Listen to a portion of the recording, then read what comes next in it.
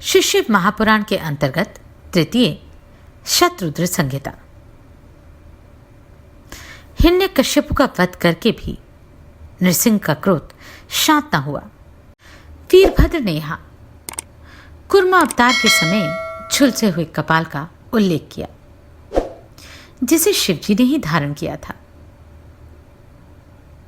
और वह विष जिसे शिवजी ने गले में धारण कर लिया, उनके दधीची नामक भक्त के खुजलाने मात्र से मरुदगुणों सहित सभी देवताओं का पराजित होना एवं अन्य अनेक वर्णन इस कथा में किए गए थे। किंतु नरसिंह को शांत करने के लिए वीरभद्र समर्थ न थे, और इसके लिए शिव को शरभ अवतार धारण करना पड़ा। जानते हैं इस अध्याय में उस अवतार की कथा। सनत कुमार बोले, हे नंदीश्वर, हे महाप्राग, इसके बाद जो वृतांत आपको ज्ञात हुआ, मेरे ऊपर कृपा करके उस वृतांत को इस समय प्रीतिपूर्वक कहिए। नंदीश्वर बोले, वीरभद्र के इस प्रकार के कहने पर नरसिंह क्रोध से व्याकुल हो गए और गर्जन करते हुए बड़े वेग से उन्हें पकड़ने के लिए उद्यत हुए। इसी बीच महाघोर प्रत्यक्ष भय के कारण अत्यंत प्रचंड आकाशव्यापी दुर्धर्ष शिवतेज से उत्पन्न तथा कभी भी न दिखाई पड़ने वाले वीरभद्र का अद्भुत रूप प्रकट हुआ, जो ना तो हिरण्यमय था न सौम्य था। वह तेज न सूर्य और ना तो अग्नि से उत्पन्न हुआ था, न बिजली के समान और न चंद्रमा के समान था। वह शिवतेज अनुपम था। उस समय सभी तेज उन शंकर के तेज में विलीन हो गए। वह महातेज आकाश में भी न समा सका। वह तेज प्रकट काल रूप ही था, अत्यंत विकृताकार। वह तेज रुद्र का साधारण चिन्ह था। जय जय आदि मंगल शब्दों के साथ उन देवताओं के देखते ही देखते परमेश्वर स्वयं संघार रूप से प्रकट हुए। 1000 भुजाओं से समन्वित जटाधर, ललाट पर बाल चंद्र धारण किए हुए, अत्यंत उग्र शरीर वाले वे 2 पंखों एवं चोंच से युक्त पक्षी के रूप में दिखाई पड़ रहे थे। उनके दांत अत्यंत विशाल तथा तीक्ष्णतम थे। वे वज्रतुल्य नखरूपी आयुध से युक्त थे। वे नीलकंठ, महाबाहु और 4 चरणों से युक्त तथा अग्नि के समान तेजस्वी थे। वे युगांतकालीन अर्थात प्रलयकारी मेघ के समान गंभीर गर्जना कर रहे थे और महाकोप से व्याप्त नेत्रों द्वारा कृत्याग्नि के समान जान पड़ते थे। उनके दांत और अधरोष्ट्र क्रोध के कारण फड़क रहे थे। इस प्रकार का उग्र स्वरूप धारण किए हुंकार करते हुए विकट रूपधारी शंकर नरसिंह जी के आगे प्रकट हो गए। उस रूप को देखते ही नरसिंह का समस्त बल पराक्रम उसी प्रकार लुप्त हो गया, जिस प्रकार सूर्य के तेज से तिरस्कृत जुगनू विभ्रांत हो जाता है। इसके बाद उन्होंने अपने दोनों पक्षों को घुमाते हुए उनसे नरसिंह के नाभि और चरणों को विदीर्ण करते हुए अपनी पूंछ से उनके चरणों को तथा हाथों से उनकी भुजाओं को बांध लिया। इसके बाद भुजाओं से हृदय विदीर्ण करते हुए शिवजी ने नरसिंह को पकड़ लिया। उसके बाद देवताओं और महर्षियों के साथ आकाश में चले गए। जिस प्रकार गरुड़ निर्भयता पूर्वक सांप को कभी ऊपर कभी नीचे पटकता है, कभी उसे लेकर उड़ जाता है, उसी प्रकार उन्होंने नरसिंह को अपने पंखों से मार मार कर आहत कर दिया। फिर वे अत्यंत अनंत ईश्वर उन नरसिंह को लेकर वृषभ पर सवार हो चल पड़े। तत्पश्चात सभी ब्रह्मादि देव तथा मुनीश्वरों ने जाते हुए शिव को आदरपूर्वक प्रणाम किया और वे लोग नमः शब्द से उनकी स्तुति करने लगे। इस प्रकार ले जाते हुए पराधीन तथा दीनमुख नृसिंह हाथ जोड़कर मनोहर अक्षरों वाले स्तोत्रों से उन परमेश्वर की स्तुति करने लगे। शिव के 108 नामों द्वारा उन सर्वेश्वर की स्तुति कर नृसिंह ने पुनः उनसे प्रार्थना की, हे परमेश्वर, जब जब मेरी यह मूढ़ बुद्धि अहंकार से दूषित हो जाए तब तब आप ही इसे दूर करें। नंदीश्वर बोले, इस प्रकार प्रीतिपूर्वक शिव से प्रार्थना करते हुए नृसिंह रूपधारी विष्णु जीवन पर्यंत पराधीनता स्वीकार कर बार बार प्रणाम करके दीन हो गए। वीरभद्र ने क्षण मात्र में ही नृसिंह के मुख सहित समस्त शरीर एवं उनकी शक्ति को अपने में समाहित कर लिया। नंदीश्वर बोले, तदनंतर ब्रह्मादि समस्त देवता शरभ रूप धारण किए हुए संपूर्ण लोकों के एकमात्र कल्याणकारी भगवान शंकर की स्तुति करने लगे।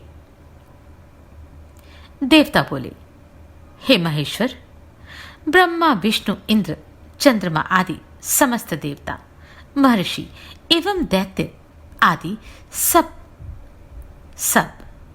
आपसे ही उत्पन्न हुए हैं। आप ही ब्रह्मा विष्णु महेंद्र चंद्र तथा सूर्य आदि देवताओं एवं असुरों का सृजन पालन एवं संहार करते हैं। आप ही सबके स्वामी हैं। आप संसार का हरण करते हैं, इसलिए विद्वान लोग आपको हर कहते हैं। और आपने विष्णु का निग्रह किया है, इसलिए भी आप विद्वानों के द्वारा हर कहे गए हैं। हे प्रभु, आप अपने शरीर को 8 भागों में बांटकर इस जगत का संरक्षण करते हैं। अतः हे भगवान, अभीष्ट वरों के द्वारा हम देवताओं की रक्षा कीजिए। आप महापुरुष शंभु सर्वेश्वर सुरनायक निस्वात्मा निर्विकार आत्मा परब्रह्म सत्पुरुषों की गति दीनबंधु दया सिंधु अद्भुत लीला करने वाले परमात्म दृक् प्राज्ञ विराट विभु सत्य एवं सच्चित आनंद लक्षण से युक्त हैं। नंदीश्वर बोले, इस प्रकार देवताओं के वचनों को सुनकर परमेश्वर सदाशिव उन पुरातन देवताओं एवं महर्षियों से कहने लगे, जिस प्रकार जल में जल दूध में दूध और घी में घी मिलकर समरस हो जाता है, ठीक उसी प्रकार भगवान विष्णु भी शिव जी में मिलकर समरस हो गए। इसमें संशय नहीं है। इस समय एकमात्र विष्णु ही महाबलवान तथा अहंकारी नृसिंह का रूप धारण कर संसार के संहार करने में प्रवृत्त हुए हैं। उन्हें नमस्कार है। सिद्धि हेतु प्रयत्नशील मेरे भक्तों के द्वारा वे प्रार्थना के योग्य हैं। वे स्वयं भी मेरे भक्तों में सर्वश्रेष्ठ हैं और मेरे भक्तों को वर देने वाले हैं।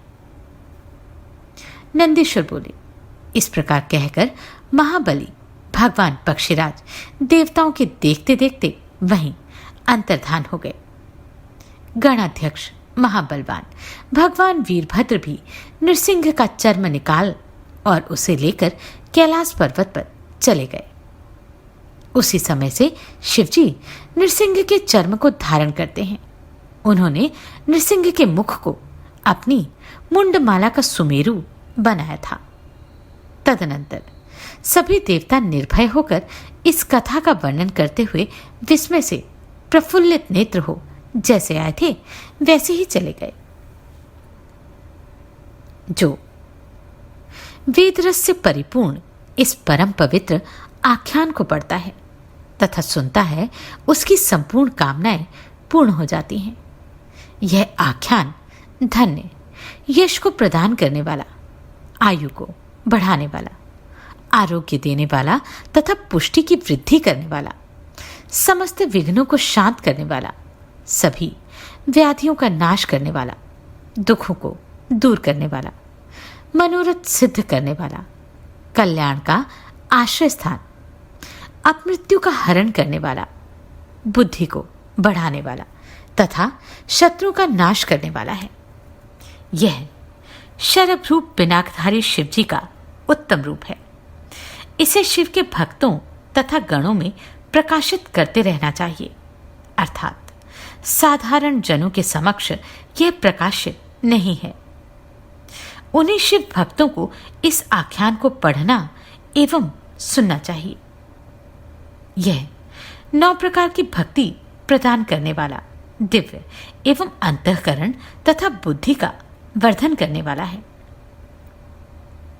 शिव जी के सभी उत्सवों में चतुर्दशी तथा अष्टमी को एवं शिव की प्रतिष्ठा के समय इस आख्यान को पढ़ने से शिव जी का सानिध्य प्राप्त होता है। चोर, बाघ, मनुष्य सिंह के भय में, आत्मकृत अर्थात मन में अकारण उत्पन्न भय तथा राजभय में, अन्य प्रकार के उत्पात, भूकंप, डाकू आदि से भय उपस्थित होने पर, धूलि वर्षा काल में उल्कापात, महावात, अनावृष्टि और अतिवृष्टि में जो विद्वान सावधान होकर इसे पढ़ता है वह दृढ़व्रती शिव भक्त हो जाता है। जो निष्काम भाव से इस शिव चरित्र को पढ़ता या सुनता है और शिव व्रत करता है वह रुद्रलोक को प्राप्त कर रुद्र का अनुचर हो जाता है। इस प्रकार रुद्रलोक को प्राप्त कर वह रुद्र के साथ आनंद करता है और हे मुने, उसके बाद शिव जी की कृपा से वह शिव सायुज्य प्राप्त करता है। इस प्रकार शिष्य महापुराण के अंतर्गत तृतीय शतरुद्र संहिता में शरभ अवतार का वर्णन था। अगले अध्याय में जानते हैं भगवान शंकर के गृहपति अवतार की कथा। नमस्कार, मैं आभा शर्मा जाबाज। अगर आपको ये प्रश्न सराहनीय लगे तो आप कंट्रीब्यूट कर सकते हैं।